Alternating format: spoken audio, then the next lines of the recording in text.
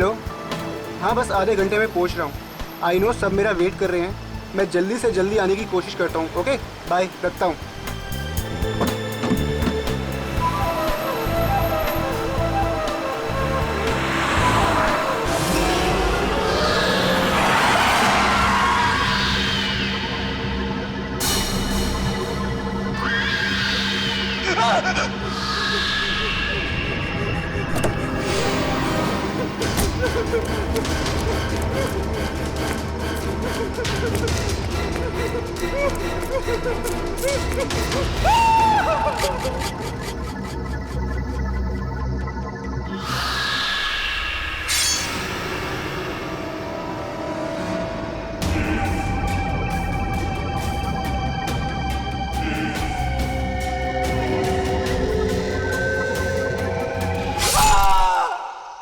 Sir खूनी बहुत ही निर्दयी रहा होगा।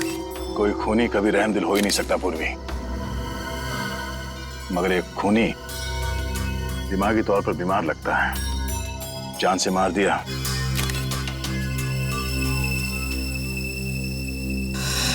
जतिन नाम है इसका, केबल ऑपरेटर है ये। सर लगता है कहीं जा रहा होगा और रास्ते में ये सब हो गया।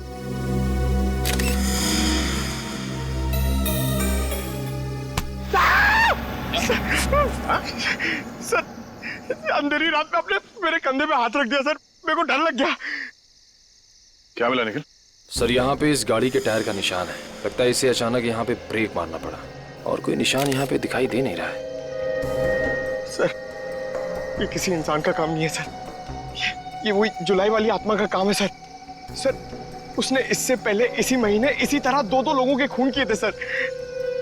आज 13 जुलाई है और उस दिन 4 जुलाई की अंधेरी रात थी। इसी आत्मा ने जीवन का एक पैर काट डाला और जीवन मर गया। किसी ने खूनी को नहीं देखा।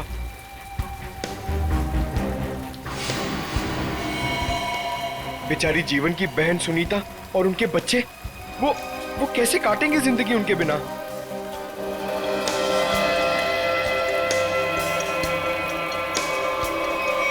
और वो पार्लर वाली औरत, उसकी नाक और उंगली काट ली और किसी ने नहीं देखा उस आत्मा को।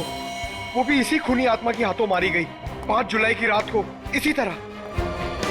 लेकिन किसी ने तो देखा होगा खूनी को। नहीं सर, हमने कुछ नहीं देखा। जब तक हम अंदर आए रीना मर चुकी थी। ये कोई आत्मा का खेल नहीं है, ये किसी खूनी इंसान के बिगड़े हुए दिमाग का खेल है जो इसे आत्मा का किया साबित करना चाहता है। पूर्वी इस कार को अच्छी तरह से चेक करो, जितने भी उंगलियों के निशान है सब उठा लो। और तुम सब आसपास देखो कुछ मिलता है क्या।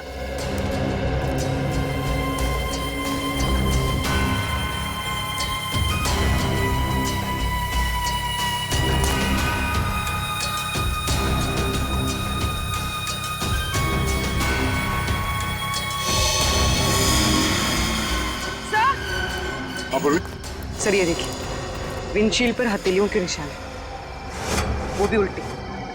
सर लगता है कोई उल्टा लटक के इस पे अटैक करने की कोशिश कर रहा था, तभी ये घबरा गया होगा और इसने अचानक ब्रेक मार दिया। और सर जतिन अपने आप को बचाने की कोशिश कर रहा होगा, इतने में खूनी ने अपना काम कर दिया। हो सकता है।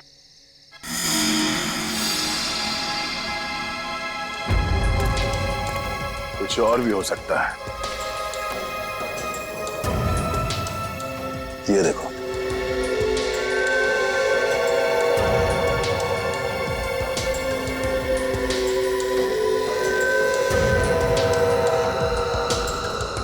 नंगे पांव के निशान जंगल की तरफ जा रहे हैं। विक्रम, लाश को फोरेंसिक लैब भेजने का इंतजाम करो।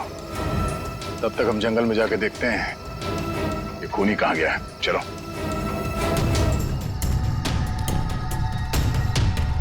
सर हम लोग और कितना आगे जाएंगे सर? जहां तक सुराग नहीं मिल जाते वहां तक।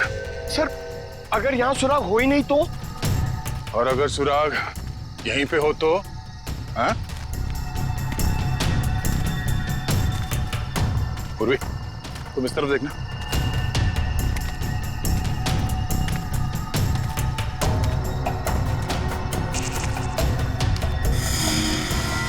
पंकज, तुम्हारी आत्मा का कपड़ा। सर ये तो किसी औरत का कपड़ा लग रहा है। सफेद कपड़ा। इस सफेद कपड़े पहन के लोगों को डराती थी और जान ले लेती थी। खून किया और कपड़े भी बदल लिए। ये क्या है?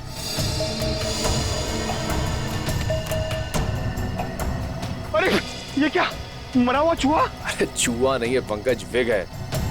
सर शायद उसी खूनी औरत का होगा। सर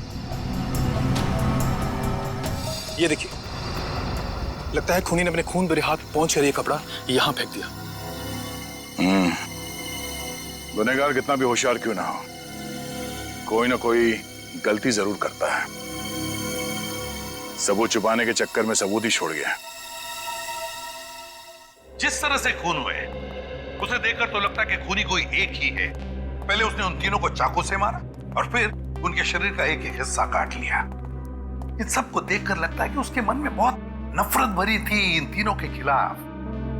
पहले उसने जीवन का पैर काटा, फिर रीना की नाक और हाथ की उंगली, और अब ये केबल ऑपरेटर जतिन, उसका तो हाथ ही काट लिया। और सर तीनों को इसी महीने में मारा है, जुलाई में।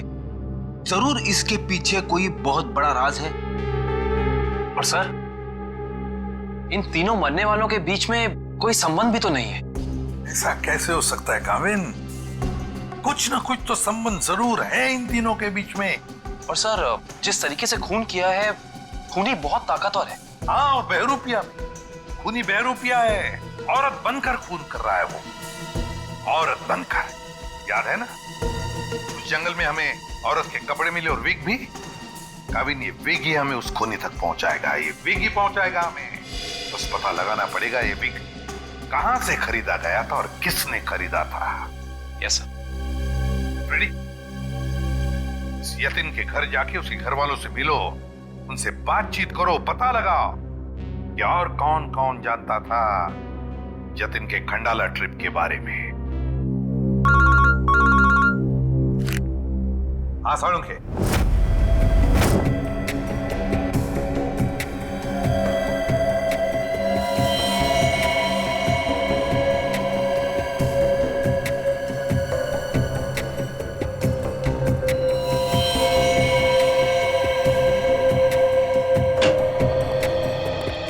Good morning. Good morning.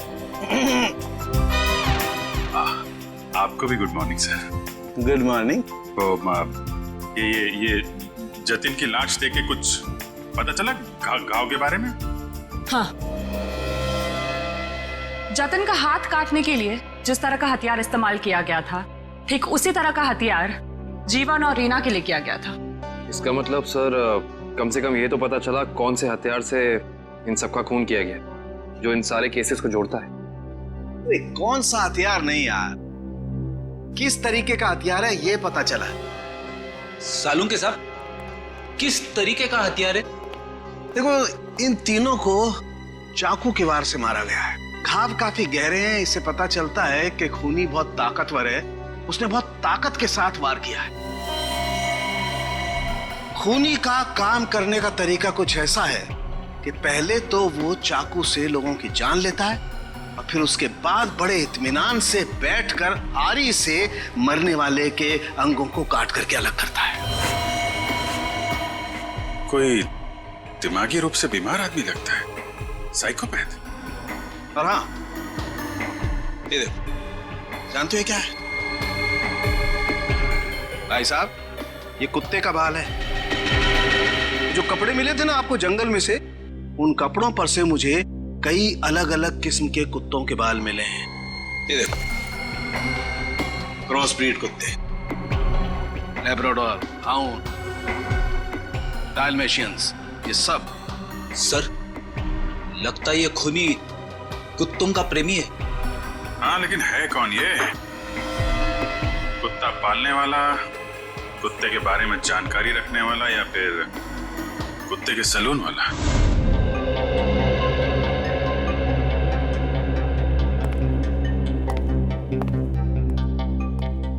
मैं और क्या बताऊं सर, मुझे तो विश्वास ही नहीं हो रहा है कि जतिन भैया को कोई क्यों मारना चाहेगा। वो एक सीधे साधे आदमी थे। अपने केबल नेटवर्क के बिजनेस के अलावा उनको फुर्सत ही नहीं थी कि वो किसी और विषय में सोचे। अच्छा, आपके अलावा और कौन जानता था कि जतिन खंडाला जाने वाले? खंडाला जाने के प्लान के बारे में तो उन्होंने मुझे अचानक ही बताया था, और मुझे नहीं लगता कि किसी और को भी उन्होंने इस बारे में बताया होगा। फोन पे किसी से बातचीत कर रहे हो, कुछ सुना हो? नहीं, फोन पे नहीं। सर? हाँ श्रेया। सर इधर। क्या मिला? सर ये देखिए, लगता है जतिन के जो जो जरूरी काम थे या जो काम बाकी थे, रिमाइंडर्स के तौर पे उसने इस नक्शे पे सारी पर्चियां बना ली थी ताकि कुछ छूटे नहीं। 11 जुलाई पेमेंट कलेक्ट करना है, एक्सरे करवाना है, डॉक्टर के साथ मीटिंग, इलेक्ट्रिशियन 10 जुलाई। 10 जुलाई को तो जतिन की मौत हुई थी ना? हाँ सर। 10 जुलाई 67 के साइन बिल्डिंग का केबल कनेक्शन काटना है, पेमेंट बाकी है। सर शायद ये जतिन उस रात आखिरी बार इस फ्लैट वाले से मिला था। 678 के साइन बिल्डिंग में चलते हैं, कुछ ना कुछ जरूर पता चलेगा इसके बारे में। सेठ जी, सीआईडी वाले आपसे मिलने आए। कही क्या बात है? ये विग आपके यहाँ बनवाई गई थी?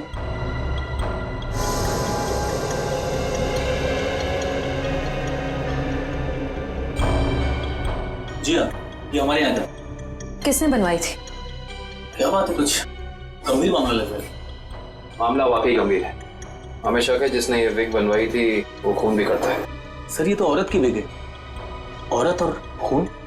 हाँ, क्या आप प्लीज बता सकते हैं कि ये विग किसने खरीदी थी?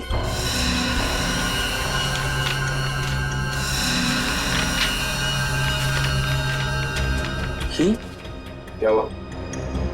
सर ये खूनी नहीं हो सकती सर। ये खूनी हो सकती है या नहीं वो हम तय करेंगे। लाइए। क्या वजह? गोकुल धाम की दया में। अरे भाई साहब, आप थोड़े भाव तो वाजबी कीजिए। हमारी सोसाइटी में सुनीता आती है ना, वो तो हमेशा वाजबी भाव ही लेती है। वो हमारी फैमिली सब्जी वाली है। अरे भाई बस आपका नहीं और मेरा नहीं, इससे 25 रुपए रखो। अरे बहन जी, इतना तो मुझे घर में पड़ता है। हाँ तो ये भी मुझे घर में ही लेके जाना है। अरे मेरे कहने का मतलब इतनी तो मेरी खरीद पड़ती है। गोकुल धाम सोसाइटी से पता कर लिया है, यहाँ पे यही कहीं आई है भाजी खरीदने। अरे लेकिन उसे ब्यूरो कैसे लेके जाएंगे? विक के बारे में बता के सर, विक के बारे में? अरे नहीं, गुस्सा हो जाएगी। एक काम करते हैं, ये उसे ना वो गरबा वरबा की बातें बता कर ना उसे मना लेते हैं। वैसे भी हम दोनों को वो भाई मानती है ना। हाँ ले जाओ, सब ले जाओ, सब ले जाओ, सब फ्री में लेके जाओ। अरे नहीं भाई, मेरी माँ हमेशा कहती है जब भी किसी को कोई भी चीज दो ना एकदम दिल से देनी चाहिए ताकि सामने वाले को संतुष्टि हो। और टप्पू के पापा भी ये बात मानते हैं। अरे बहन जी, मैं मानता हूँ कि ग्राहक भगवान होता है, उसकी इज्जत करनी चाहिए, लेकिन मैं ये सब्जी कोई फ्री में नहीं दे सकता, मैं लुट जाऊंगा। अच्छा चलो भाई, बस ठीक है, आप जितने कहते हो ना इतने पैसे दूंगी, बस खुश। धन्यवाद बहन जी, धन्यवाद। पर सुनिए, मुझे वो धनिया और मिर्ची मुफ्त में चाहिए। चलो ठीक है, देता हूँ मैं। लीजिए बहन जी, ये लीजिए। पैसे आ गए, आप तो कमाल करते हैं भाई। हाँ थोड़ा और दीजिए। हाँ मिर्ची दी ना। अरे फ्रेंडी भाई, पंकज भाई, भाई कैसे हैं? हम ठीक है, आप कैसे हैं? मैं एकदम मजे में। आप लोग यहाँ सब्जी खरीदने आए हैं? हाँ, सब्जी, भाजी। अरे हाँ, ये तो डेली भाजी खरीदते हैं, हर रोज। वैसे इनको देख के लगता ही है कि ये भाभी जी को बहुत मदद करते होंगे।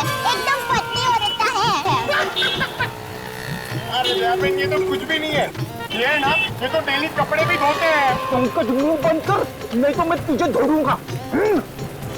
विक। अरे ये तो कमाल का सुना। आप विग पहन के धोते हैं।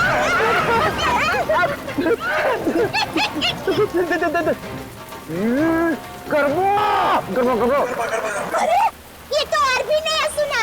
आप विग पहन के गरबा करते करते कपड़े धोते हैं। मैं हर काम ना गरबा खेलते खेलते करता हूँ। ये देखो। अरे फ्रेंडी भाई, अभी थोड़े दिन पहले तो आपको सिखाया था, आपको जरा ठीक तरह से नहीं आ रहा है। अरे दयाबेन, लगता है ये भूल गए। इन्हें जरा गरबा करना सिखाओ ना। अभी यहाँ अर्जेंट है। अर्जेंट है। हाँ ठीक है, सीरी भाइयों का काम नहीं रुकना चाहिए।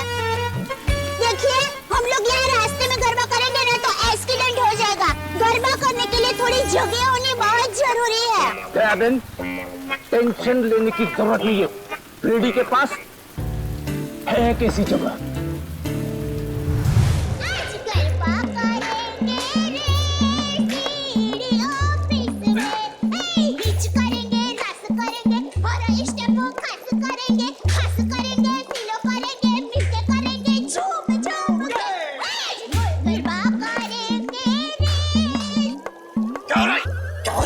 Sorry sir. क्या सॉरी? ये डांस करने की जगह है क्या? इमरजेंसी है। इमरजेंसी तो अपने ब्यूरो में क्यों नहीं किया यार? वहाँ पे इंट्रोगेशन चल रहा है। इनसे कुछ पूछताछ करानी है। कौन है? कौन है ये? वो नमस्ते, जय जिनेंद्र। मैं हूँ दया टप्पू के पापा गड़ा। अरे फ्रेंडी भाई, ये आप लोगों का किचन है? मुझे तो अभी पता चला। और ये जामुनी रंग है, मतलब ये दराक। हाँ, ये अनार का जूस है। और ये पीला मतलब ये मौसमी का जूस है। पर आप जूस को गर्म क्यों कर रहे हैं? सूप बना रहे हैं? और आप शेफ हैं? अरे वो खाना बनाता है ना, उनको इंग्लिश में बोलते हैं ना शेफ। शेफ? बावर्ची भाई। बावर्ची हो? अरे मैडम, ना ये किचन है ना मैं बावर्ची हूँ, समझी? देखो फ्रेडी, अगर 2 मिनट में तू इनको यहाँ से नहीं ले गया ना, मैं यहाँ से चला जाऊंगा। ओ भाई, जूस वाले भाई, देखिए मैं यहाँ अपने आप नहीं आई हूँ। मुझे यहाँ फ्रेंडी भाई और पंकज भाई लेके आए हैं। मुझे भी बहुत काम है। बापूजी के लिए थेपला बनाना है, टप्पू के लिए नाश्ता बनाना है, ढोकला काम पड़े हैं। वैसे आपका नाम? दयाबेन, ये डॉक्टर है, डॉक्टर सालूम के। ओह डॉक्टर साहब, नमस्ते डॉक्टर साहब। आप किसके डॉक्टर हैं? पशु, पक्षी की, मनुष्य के? अगर आप मनुष्य के डॉक्टर होंगे ना, तो आप हमारे गोकुलधाम सोसाइटी के डॉक्टर हादी भाई को तो जानते ही होंगे। उनका कमाल क्या है, वो डॉक्टर है ना, फिर भी खाने के बहुत शौकीन है। भगवान की कृपा है। दयाबेन, ये डॉक्टर सालूम के है, फॉरेंसिक लैब के। लैब के डॉक्टर? बहुत अजीब डॉक्टर है नहीं? अजीब? हाँ, मैं अजीब हूँ। मैं बोलो, कर लो क्या करना। मैं अजीब हूँ। ये अजीब है और कान के गरीब है। अरे यार, कुछ सुनाई नहीं देता है। कानपुर में हड़ताल है। कितनी जोर से बोल रहे हैं।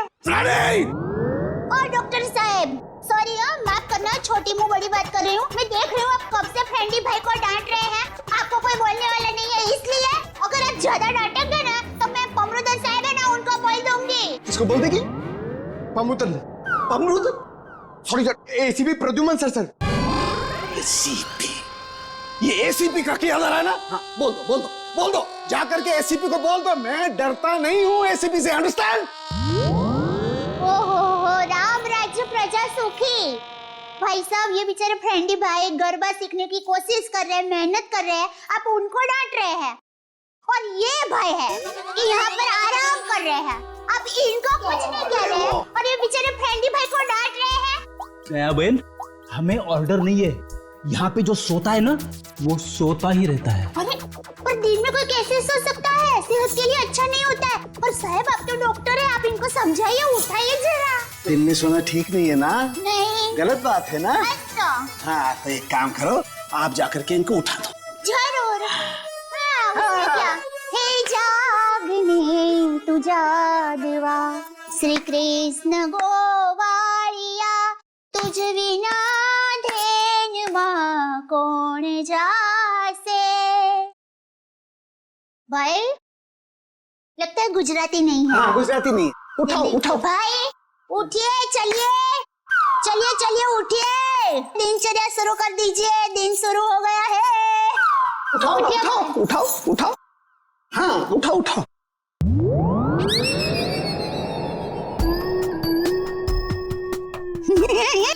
अरे ये भाई आंखें खुली रख के सो गए हैं।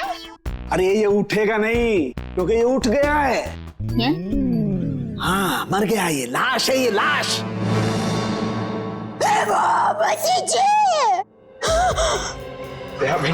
रहने दो, ये तो संसार का नियम है। जो एक बार आया है उसे जाना भी है। अरे तो यार इन्हें भी जाना है, इन्हें भी ले जा यार, तू ले जा इन्हें, ले जा। मोरे दम न उसे दम न यार न जम न मोले सो साउंड में सब न कर न बमण न मंगे न मोले सो साउंड में सब बने सब मंगल जी सवे से पर मंगलम जी सब स्पेशल न गंडी जी उन मन तम न से न जम न सब। अरे दयाबेन क्या हुआ? जैसे संघर्ष बात भगवान की सारुण के ने कुछ नहीं वो लाश। दयाबेन ये फोरेंसिक लेबोरेटरी है, यहाँ पर लाशें पड़ी रहती है। तो इनको डर नहीं लगता? ये तो लाशों से बातें करते हैं।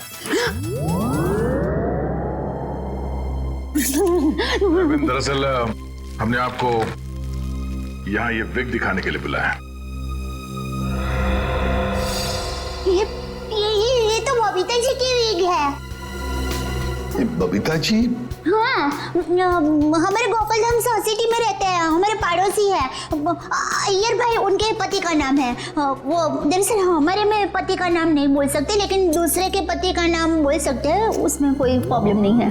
फिर वो बबीता जी ने विग मंगाई थी, भाई की विग मंगाई थी, पर गलती से बहन की विग आ गई थी, तो वो वापस करने के लिए गए थे। लेकिन आपके पास ये विग कैसे आई? हम बबीता जी से पूछ लेंगे। हाँ आइए, घबराइए मत, आइए। पर मुझे यहाँ पे क्यों बुलाया गया है? आप आइए तो सही। सर क्या हुआ है? अब आपको कैसे बताएं क्या बात है?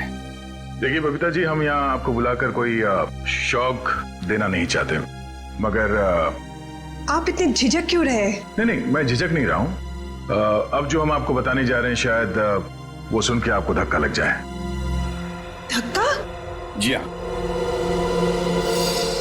इस विग को देखिए। ये विग यहाँ पे कैसे आ गया? आप पहचान दिए इस विग को? इस विग ने तो मुसीबत कर रखी है। कैसी मुसीबत? बनवाया था आदमी के लिए, बन गया औरत का।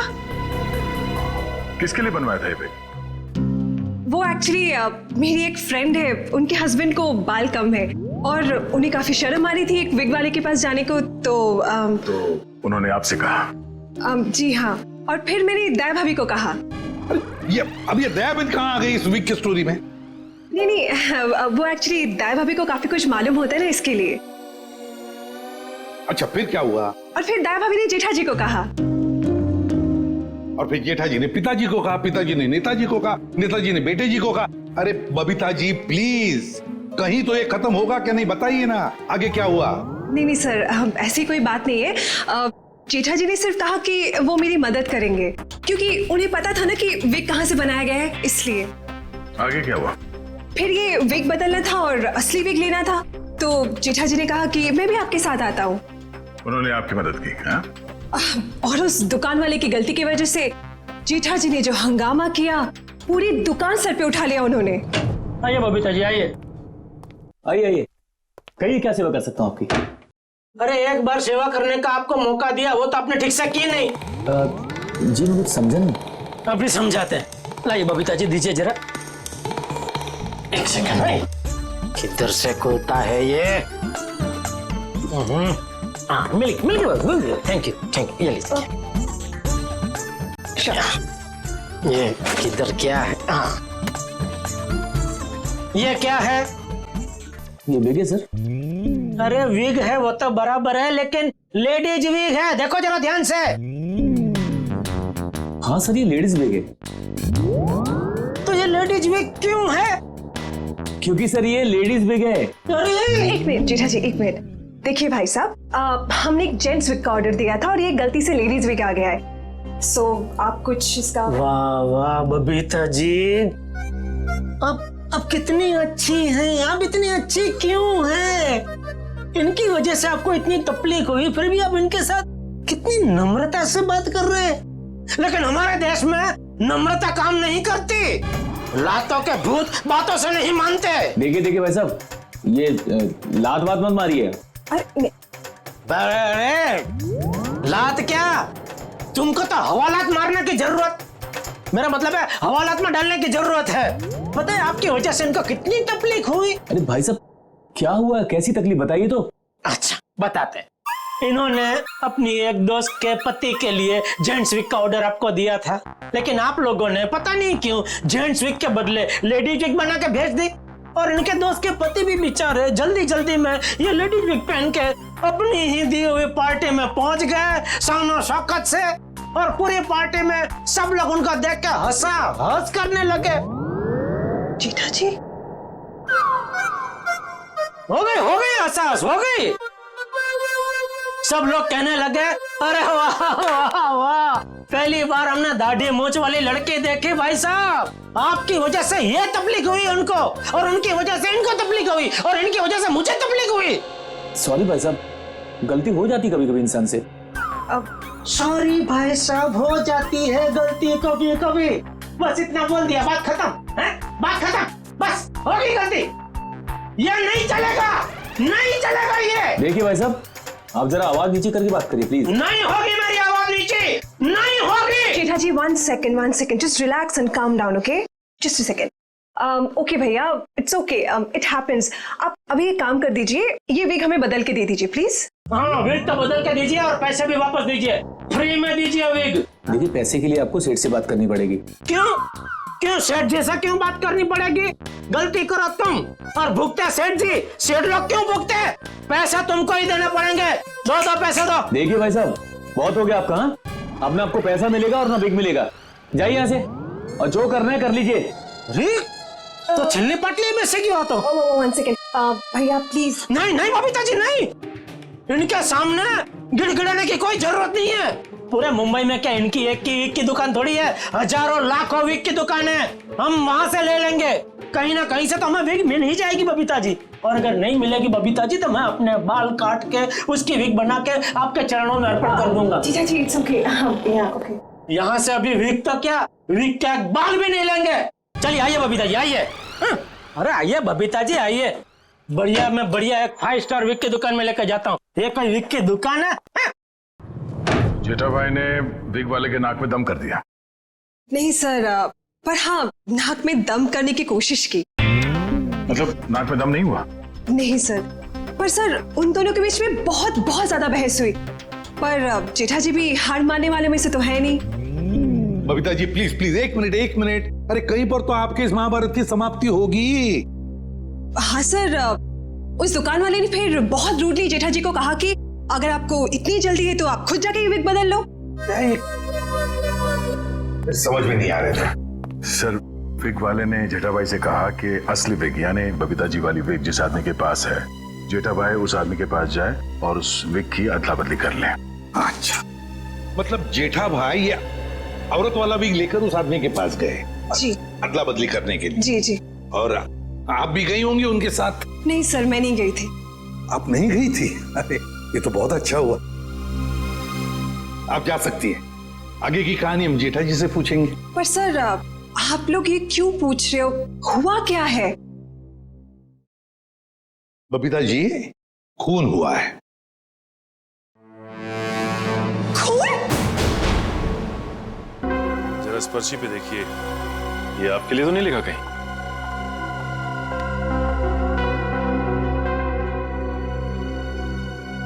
ये तो जतिन का लिखा हुआ लगता है। बिल्कुल सही पहचाना आपने। मगर ये आपके पास क्यों है? एक्चुअली जतिन का खून हो गया है। खून? खून? ये आप क्या बात कर रहे हैं सर? वो भी कल ही तो हमारे घर पे आए थे। और कल ही खंडाला रोड पर उनका खून हो गया, आपके घर से निकलने के बाद। कहीं आप लोग हम पर तो शक नहीं कर रहे? क्या करें, हमारा काम ही कुछ ऐसा है। शक से शुरुआत करते हैं और सबूत तक पहुंचते हैं। लेकिन हम क्यों मारेंगे उनको सर? हाँ, केबल की पेमेंट को लेके थोड़ा झगड़ा हुआ था हमारा, लेकिन क्या हम आपको खूनी दिखाई देते हैं? वो सब छोड़िए, आप ये बताइए कि जतिन यहाँ अकेला आया था या फिर उसके साथ में कोई और भी था? जी नहीं, वो अकेले थे। खंडाला जाने के बारे में कुछ बात कर रहा था वो? हाँ हाँ, वो कह रहे थे कि यहाँ से वो खंडाला जा रहा है। ये बात आप दोनों के अलावा और किसी ने सुनी थी? दरवाजे पे खड़े होकर जोर जोर से चिल्ला रहे थे वो। आते जाते ना जाने कितने लोगों ने सुना होगा, हम कैसे बता सकते हैं? ठीक है ठीक है, अभी हम लोग जा रहे हैं, जरूरत पड़ी तो दोबारा तकलीफ देंगे। सर, ये रीना रहती थी कालीन हाउस में और जतिन रहता था सुपांडी सोसाइटी में। सर, ये जीवन अपनी चचेरी बहन सुनीता और उसके बच्चों के साथ रहता था डायमंड अपार्टमेंट में। और ये तीनों के तीनों एक दूसरे से 1 किलोमीटर के दायरे में रहते थे। सर, लेकिन ये एक संयोग भी तो हो सकता है। कभी संयोग 2 लोगों के साथ हो सकता है, 3 के साथ नहीं। संयोग नहीं तो फिर क्या हो सकता है सर? इसका एक ही मतलब हो सकता है फ्रेडी, खूनी इन तीनों के आसपास ही रहता है। एक बात और है सर, मरने वालों में एक कॉलेज प्रोफेसर है, एक ब्यूटिशियन है और जतिन केबल ऑपरेटर है। ऐसी कौन सी वजह हो सकती है जिस वजह से खूनी ने इन तीनों को अपना शिकार बनाया होगा? फ्रेडी, एक काम करो, रीना के घर से जो फोटोग्राफ्स मिले हैं ना, लेकर आओ। कविन देखो, खूनी ने जीवन और जतिन इन दोनों के शरीर का सिर्फ एक ही हिस्सा काटा है, सिर्फ एक। मगर रीना की नाक भी काटी और उंगली भी काटी। क्यों सर? हाँ, ये देखो रीना की उंगली पर ये अंगूठी। सर, लगता है ये अंगूठी काफी महंगी है। और इसीलिए रीना की उंगली काटी गई फ्रेडी, इस महंगी अंगूठी के लिए। सर, अभी तक तो खूनी के बारे में पता नहीं चला है, अंगूठी कहां से ढूंढेंगे? फ्रेडी, ज्वेलरी शॉप में से। खूनी ये अंगूठी अपने पास तो नहीं रखेगा, किसी न किसी ज्वेलरी शॉप में जाएगा ही ये अंगूठी बेचने के लिए। बस पता लगा शहर में ऐसा कौन सा ज्वेलरी शॉप है जहां पर ये अंगूठी बेची गई है और कौन बेचने आया था। हाँ सर, क्या पता चला कुत्तों के बालों के बारे में? अच्छा, animal lovers clinic, Goregaon. Sir, Supriya market में तनीषा नाम की एक लड़की का बुटीक है, वहां पे जेठालाल ने वो विग दी थी। ओके लेडीज, अभी तुम लोग जाओ, हाँ, बट कल टाइम पे आ जाना। कल हम अपने फैशन शो की प्रैक्टिस करेंगे। Okay, thank you. You can go now, leave it, मैं रख दूंगी। Bye bye.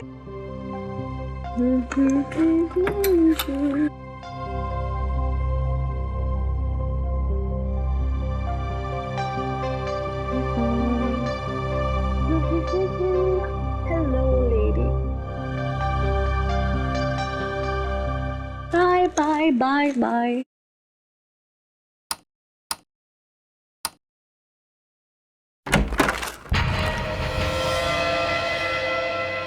कौन है? कौन है?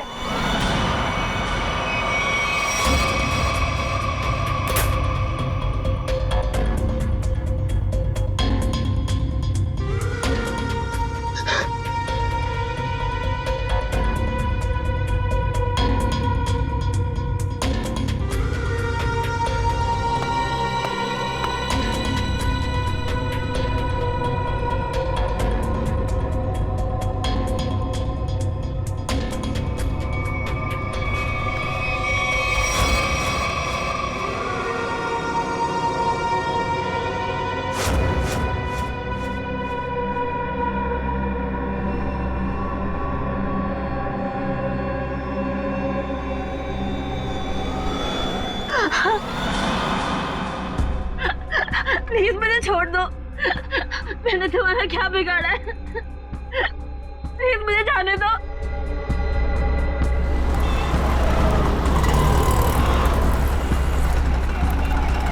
सर वो रहा तनीषा का बुटीक।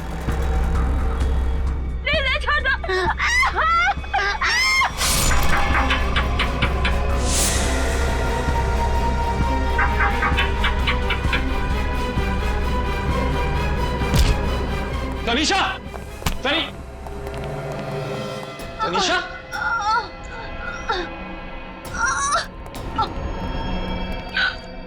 एम्बुलेंस बुलाइए जल्दी। संभाल के।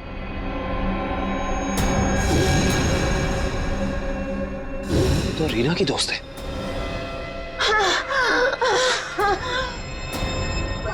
आखिर इस सबके पीछे है कौन? सीआईडी जी, कहिए क्या मदद कर सकता हूं मैं? डॉक्टर साहब, हम एक खूनी की तलाश कर रहे हैं जिसने 3 खून किए हैं। उसके कपड़ों से हमें कुछ ऐसे क्रॉस ब्रीड कुत्तों के बाल मिले हैं जिसका डीएनए आपके यहाँ इलाज कराने वाले कुत्तों के डीएनए से मैच करता है। यहाँ हर रोज सैकड़ों लोग अपने कुत्तों के इलाज के लिए आते हैं। अब किसका बाल मिला है हम कैसे बता सकते हैं? कुत्तों का छोड़िए, हमें वो आदमी चाहिए जिसने खून किए। Sir, we are dog lovers. कुत्तों से इतना प्यार करते हैं, इंसान को कैसे मार सकते हैं? ये तो फिंगरप्रिंट्स लेने के बाद ही पता चलेगा। फिंगरप्रिंट्स? जी हाँ, जतिन नाम का आदमी जिसका खून हो चुका है, उसकी गाड़ी पर से हमें खूनी के फिंगरप्रिंट्स मिले हैं। तो डॉक्टर साहब, हम आपके और आपके स्टाफ के फिंगरप्रिंट्स के साथ उस फिंगरप्रिंट को मैच करना चाहते हैं। Please cooperate.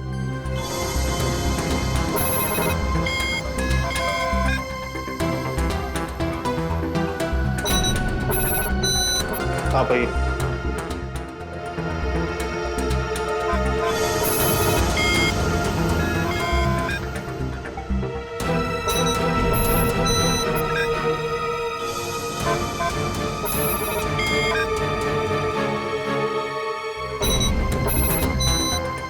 आप आइए।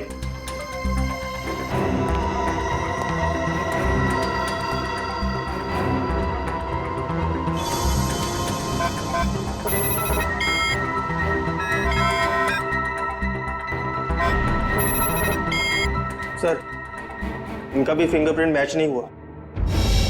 Thank God.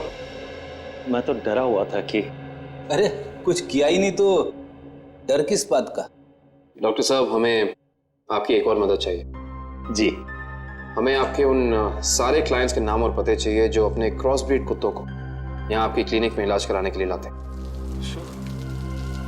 सर, रीना की अंगूठी की डिजाइन हमने सारे जूलर्स को भेजी थी, सिर्फ इस सलोरा जूलर्स ने पहचान की है। और श्रेया, ताज्जुब की बात तो यह है कि एक साधारण सी अंगूठी के लिए खूनी ने रीना की उंगली काट दी। आइए सर, क्या देखना चाहेंगे आप लोग? हम सीआईडी से हैं, हमने ही आपको कॉल किया था। ओह हाँ, आप लोग किसी लड़की की अंगूठी के बारे में जानना चाहते हैं? जी हाँ, इसी डिजाइन की कॉपी हमने आपको भेजी थी और इसी लड़की की वो अंगूठी है, रीना नाम है उसका। अंगूठी तो यही है, मगर ये अंगूठी मैंने किसी और के ऑर्डर पे बनाई थी। तो फिर किसके ऑर्डर से बनाई थी? देखिए, किसी का खून हुआ है, प्लीज। हाँ, बताता हूँ।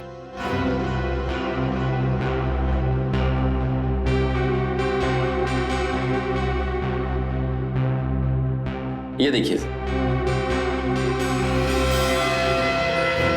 तो ये बात है, अब तक सीआईडी के सामने नाटक चल रहा था, तो अब तुम देखो सीआईडी का तमाशा।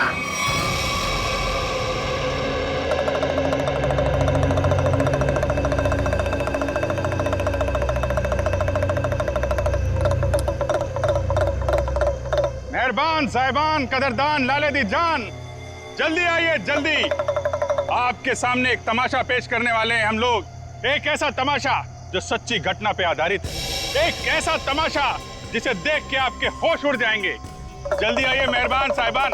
अरे बहनों, भाइयों, दोस्तों, जल्दी आओ। छछूंदर के सिर पे चमेली का तेल, देखो रिश्तों का बनता बिगड़ता खेल। ये क्या है सर? ये आप लोग क्या कर रहे हैं? तमाशा, तमाशा। हम यहाँ आपके सामने एक तमाशा लेकर आए हैं। अच्छा लगे तो ताली बजाना, और पसंद ना आए तो जोरदार ताली बजाना, लेकिन ताली जरूर बजाना। तालियां।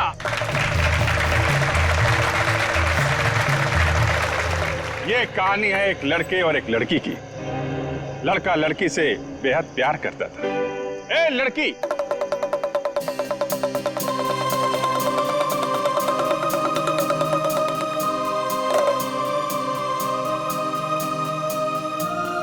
रीमा, मैं तुमसे बहुत प्यार करता हूं। मैं तुम्हारे बिना एक पल भी नहीं जी सकता।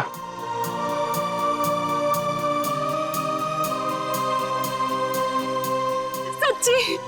मुझे कसम से मेरा प्यार सच्चा है, जैसे चकोर चांद से करता है, झरना नदी से करता है और खुशबू फूल से करती है। और ये फूल तुम्हारे लिए, इसमें मेरा दिल है। क्या तुम मुझसे शादी करोगी?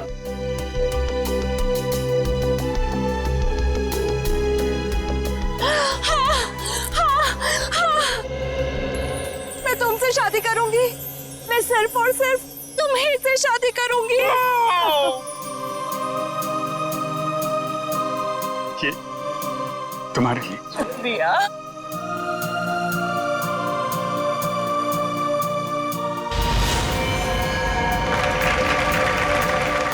लेकिन मेहरबान कदरदान साहिबान लाले दी जान, जिस लड़के की शादी होने वाली थी उसकी एक बहन भी थी।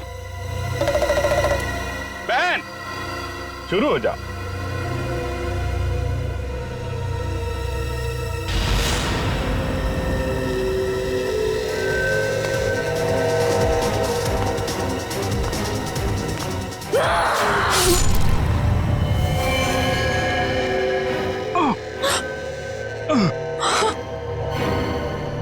बहन, ये तूने क्या किया?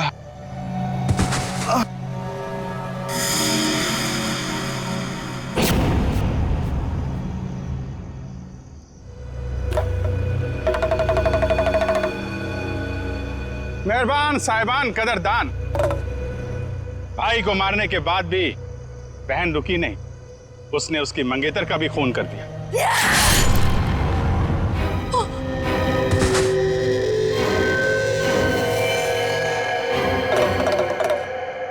इन दोनों को मारने के बाद भी बहन का खूनी खेल बंद नहीं हुआ।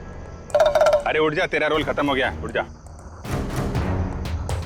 एक बेचारा निर्दोष राह चलते जा रहा था, इसे क्या मालूम कि वहां मौत उसका इंतजार कर रही है। जा भाई, मर जा।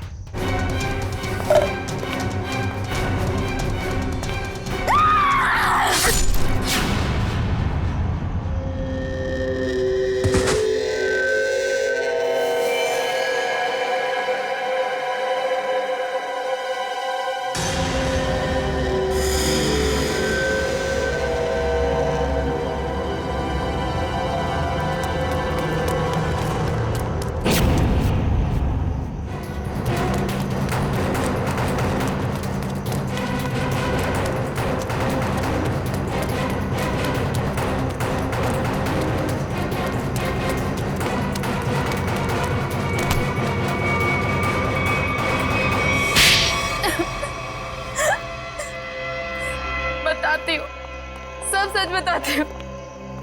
मैंने ही अपने चचेरे भाई और उसकी मंगेतर रीना का खून कर दिया, क्योंकि वो दोनों मुझे अपने घर से निकाल देना चाहते थे। मैंने जो कुछ भी किया अपने बच्चों के लिए किया। रीना मुझसे कई बार कह चुकी थी कि जब उसकी शादी जीवन से हो जाएगी तो मुझे जीवन का घर छोड़ना पड़ेगा। अपने बच्चों को लेकर कहाँ जाती? मैं एक तलाकशुदा औरत हूँ और ज्यादा पढ़ी लिखी भी नहीं हूँ, इसलिए मैंने सोचा कि तुम दोनों को अपने रास्ते से हटा देती हूँ, और मैंने वही किया। लेकिन मुझे लगा कि लोगों को मुझ पर शक ना हो जाए, इसलिए इसको सीरियल किलिंग का रूप देने के लिए मैंने जतिन का भी खून कर दिया। तुम्हें क्या लगा ऐसा करने से तुम बच जाओगी? हैं?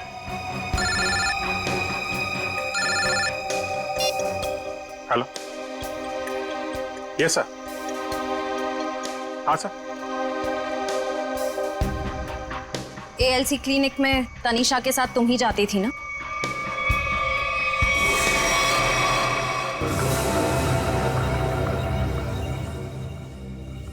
बचा लो, प्लीज मुझे बचा लो, प्लीज। तुम यहाँ क्या कर रही हो?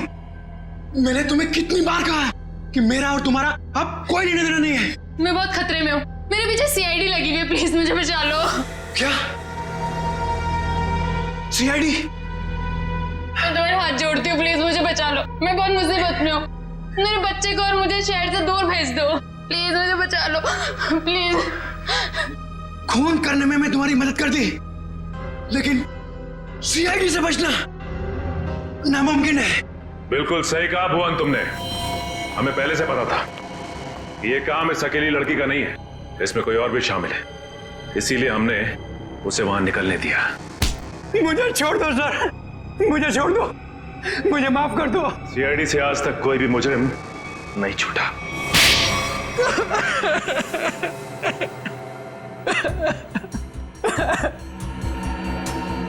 सर, मैं मजबूरी में कर रहा था, मेरे पास और कोई चारा नहीं था।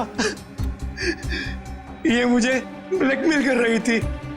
मैं जिस कंपनी में एमडी था, सुनीता वहां क्लर्क के तौर पर काम कर रही थी। उसने मुझे कंपनी के 5 करोड़ रुपए गबन करते पकड़ लिया था। इसके पास मेरे खिलाफ पक्के सबूत थे। ये मुझे आसानी से 15 साल के लिए जेल भिजवा सकती थी। मैंने इसे रुपए देने चाहे, मगर इसने खून में मदद करने की शर्त रखी। या तो मैं इसकी मदद करता या जेल जाके मैं अपनी और महक की जिंदगी बर्बाद कर देता। उस दिन भी ये मेरे घर में मुझे धमकी दे रही थी। तभी जतिन ने डोरबेल बजाया। सोच क्या रहे हो तुम? अगर तुम्हें बचना है ना तो जो मैं कहती हूँ उसे मान लो। मैं और खून नहीं कर सकता। 5 करोड़ रुपए की चोरी की है तुमने, तो ठीक है, जेल की चक्की पीसने के लिए ना तैयार हो जाओ, नहीं तो भूखी मरेगी तुम्हारी ये प्यारी बीवी। धीरे बोलो। तो ठीक है, अपने दिलो दिमाग से ये पीछे हटने का ख्वाब ना निकाल दो, और एक और खून करना है तुमने। क्या? सुनीता ने हमें जतिन से लड़ते हुए देख लिया था और उसे जतिन के खंडाला जाने का प्लान पता था। और तुम दोनों ने मिलकर जतिन को मारने का प्लान बनाया है ना? हाँ, जीवन और रीना का खून को और उलझाने के लिए मुझे एक और शिकार की जरूरत थी। और तुम्हारा शिकार था बेचारा जतिन। जायदाद की लालच में तुमने 3-3 मासूम लोगों की जानें ली, 3-3 लोगों की जानें ली। और वो तुम, उसमें तुमने इसका साथ दिया। तुम भी उतने ही दोषी हो जितनी कि ये है। तुम दोनों को तो फांसी ही होगी, फांसी। एसीपी प्रद्युमन की विनती स्वीकार कर ली है कि सीआईडी टीम सुनीता के बच्चों की तब तक देखभाल करेगी जब तक वे बालिग नहीं हो जाते।